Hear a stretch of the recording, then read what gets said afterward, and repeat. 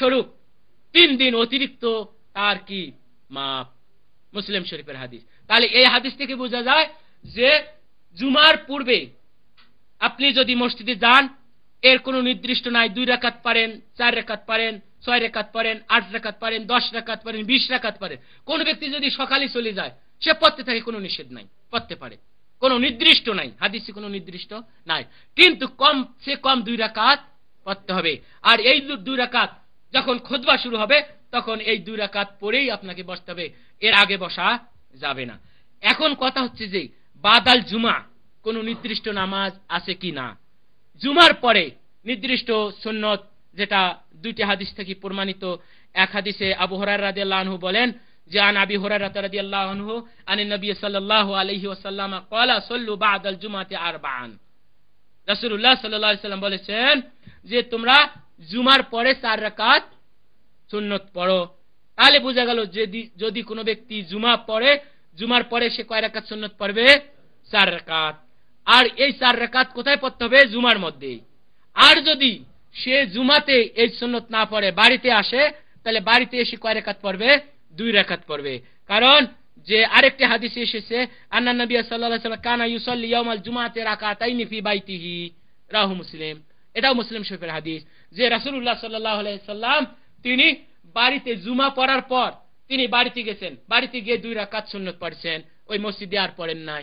তাহলে এই 2 হাদিস থেকে বোঝা যাচ্ছে যে, একটা হাদিস থেকে বোঝা যায় কোন ব্যক্তি যদি জুমার নামাজ পড়ার পর জুমার মধ্যে যদি সে সুন্নত পড়ে, তাহলে কয় রাকাত পড়বে? 4 রাকাত পড়বে। এই 4 রাকাত কিভাবে পড়বে? 2 রাকাত পরে সালাম ফিরাবে, পরে আবার 2 রাকাত। আর যদি সে কি করে, এই জুমার নামাজ পড়ার পর জুমার মধ্যে সে যদি সুন্নত না পড়ে, বাড়িতে গিয়ে সে কি করবে? 2 রাকাত সুন্নত পড়বে। এই দুটাই কি হাদিস থেকে প্রমাণিত। এটাই হচ্ছে বাদাল জুমা, নির্দিষ্ট যেটা সুন্নতের সংখ্যা, যে জুমার মধ্যে পড়লে 2 রাকাত 4 রাকাত, আর বাড়িতে গিয়ে যদি পড়ে তাহলে কয় রাকাত? 2 রাকাত।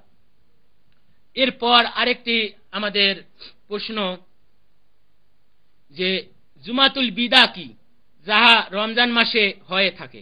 আমাদের দেশে বিশেষ করে আমরা দেখতে পাই যে রমজান মাস শেষ জুমাকে আমরা বলি জুমাতুল বিদা, মানে বিদায় জুমা। এই বিদায় জুমাকে লক্ষ্য করে আমাদের মধ্যে অনেক বেদাত আবার চালু হয়েছে। সেটা কি রকম? 1 নম্বর কথা যে রাসূল সাল্লাল্লাহু আলাইহি সাল্লামের যুগে এইরকম কোন বিদায় জুমা ছিল না। রাসূলের যুগে জুমা শুরুটাও যেরকম, ওই শেষটাও, ওই রমজানের প্রথম সপ্তাহের জুমাও যেরকম ফজিলত, রমজানের শেষ জুমারও সেরকম ফজিলত, কোন তারা পার্থক্য করেন না। কিন্তু আমরা এখন পার্থক্য করেছি, বলে এটা জুমাতুল বিদা, বিদায় জুমা। এই জুমাতুল বিদাকে লক্ষ্য করে আরো কতগুলি বেদাত, যে আমরা কি করি, বাড়ির পাশে আমার মসজিদ, এই মসজিদকে ছেড়ে আমি বাইতুল মুকাররম বা বড় মসজিদ যেখানে অনেক লোক হবে, লোকজন আসবে, সেখানে গিয়ে আমি কি করি, আমি নামাজ পড়ি, যে এখানে বেশি সওয়াব পাবো। তাহলে বোঝা গেল যে এখানে আরেকটি বিদআত, এখানে আমরা আরেকটা বিদআত আমাদের মধ্যে। সেটা কি? যে রাসূলুল্লাহ সাল্লাল্লাহু আলাইহি সাল্লাম বলেছেন লা ইয়াশুদ্দুর রিহাল ইল্লা বিসালাসাতি আমাকিন, যে 3টি জায়গা ছাড়া সওয়াবের উদ্দেশ্যে যাওয়া যাবে না। আর একটা কি? মক্কা, আর একটি মদিনা, একটি বাইতুল মুকাদ্দাস। তাহলে এই 3 জায়গায় বেশি সওয়াবের উদ্দেশ্যে যাওয়া যাবে।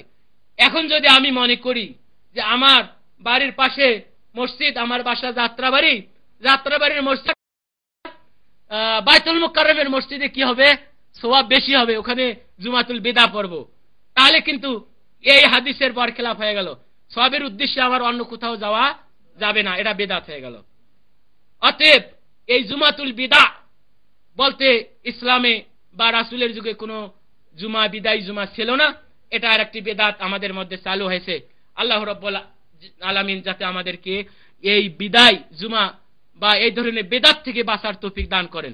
আমাদের প্রত্যেকই জুমা জুমা, রমজান মাস শুরুটারও যেরকম ফজিলত, ওই শেষটারও সেই রকম ফজিলত। মাত্র যেটা হাদিসে আমরা পাই যে কদরের দিনগুলি, যেগুলি কদরের দিন, যেগুলিতে রাসূলুল্লাহ সাল্লাল্লাহু আলাইহি সাল্লাম বেশি বেশি করে কি করেছেন? ইবাদত বندگی করেছেন, যে শেষের 10 দিন এর মধ্যে বেজোর দিনগুলি কি? কদরের দিন হওয়ার সম্ভাবনা আছে। এই দিনগুলিতে আমাদেরকে বেশি করে কি করতে হবে? ইবাদত করতে হবে, এটাই আমাদের করতে হবে। কিন্তু এছাড়া আপনার বিদায় জুমা বলতে শরীয়তে কোনো নাই, কিন্তু এটা আমাদের মধ্যে চালু হয়ে গেছে। আল্লাহ রাব্বুল আলামিন আমাদেরকে এই বেদাত থেকে বাঁচার তৌফিক দান করুন। আমাদের এটা শেষ প্রশ্ন, কতজন লোক হলে জুমার নামাজ পড়া যাবে? এটা একটি ইখতিলাফি মাসালা, এর মধ্যে অনেক মতনৈক্য।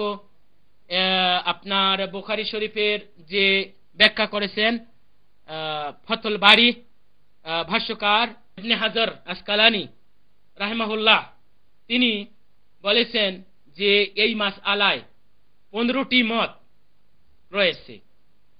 কেউ বলেছেন যে একজন হলেই চলবে, কেউ বলেছেন 2 জন, কেউ 3 জন, কেউ বলেছেন 12 জন, কেউ বলেছেন 15 জন, কেউ বলেছেন 40 জন, মানে বিভিন্ন মত এসেছে। কিন্তু হাদিস থেকে আমরা যেটা পাই যে এর কোনো নির্দিষ্ট কোনো নাই। এই বিভিন্ন যেগুলি হাদিস বর্ণনা করা হয় 40-এর যে হাদিস, বিভিন্ন মুহাদ্দিসগণ বলেছেন এ হাদিস কি, এটা দুর্বল বা জয়ীফ। কারণ বিভিন্ন সময় দেখা গিয়েছে রাসূল সাল্লাল্লাহু আলাইহি সাল্লামের সাহাবীগণ 12 জনও কি করেছেন? জুমার নামাজ পড়েছেন, বা কোথাও 40 জন পড়েছেন।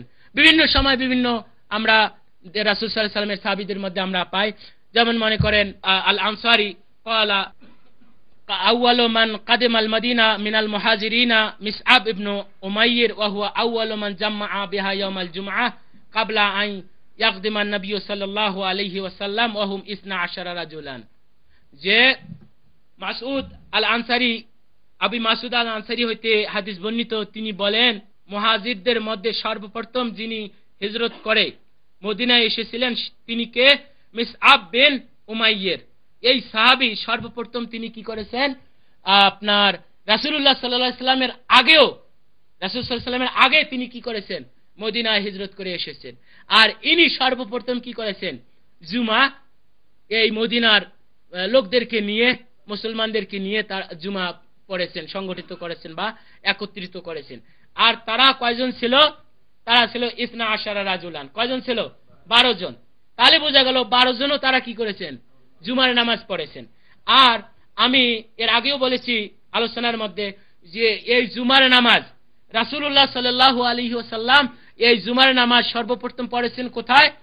তিনি মদিনায় এসে কোবা এবং মদিনার মাঝখানে জুমা মসজিদ যাকে এখন বলা হয়, এখানেই তিনি সর্বপ্রথম জুমা পড়েছেন। কিন্তু সাহাবীরা রাসূলুল্লাহ সাল্লাল্লাহু আলাইহি ওয়াসাল্লামের আগেও কি করেছেন? জুমা পড়েছিলেন। কারণ এই জুমা আগে কি হয়েছে? ফরজ হয়েছে।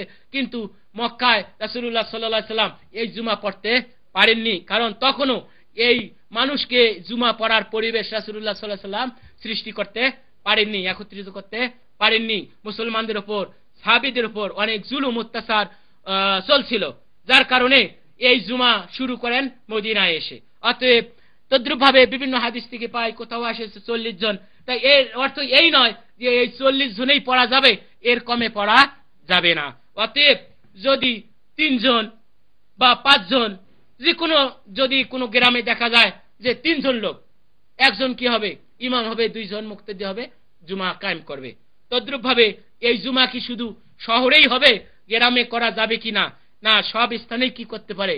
এই জুমার নামাজ পড়তে পারে। তারা নির্দিষ্ট একটি জায়গা করে যে এটা আমাদের জুমার নামাজ, বা এটা একটা মসজিদ বানিয়ে তারা কি করবে? সেখানে জুমা নামাজ পড়বে।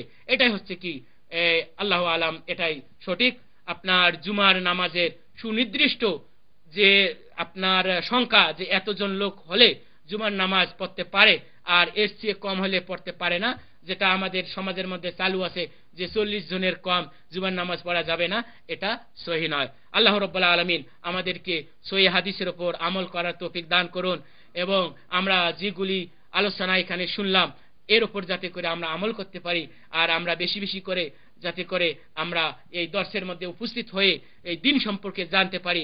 আর এই জুমার দিন আল্লাহ রাব্বুল আলামিন আমাদেরকে যে এটা বিশেষ একটি দিন দান করেছেন, আর বিশেষ করে এই জুমার মধ্যে যে একটি খুতবা রয়েছে, এই খুতবা শুনে এর উপর আমল করার তৌফিক দান করুন।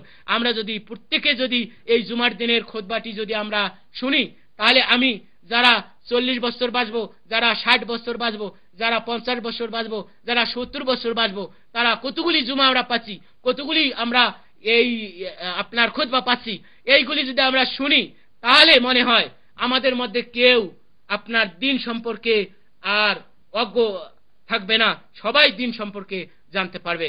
কিন্তু আমাদের সমাজের যে অবস্থা, আমাদের ইমামরা বা আমাদের মুফতিরা বা আমাদের যারা খুতবা দিচ্ছেন তারা বলতেছেন কি যে বাংলায় খুতবা হবে না, আরবিতেই দিতে হবে।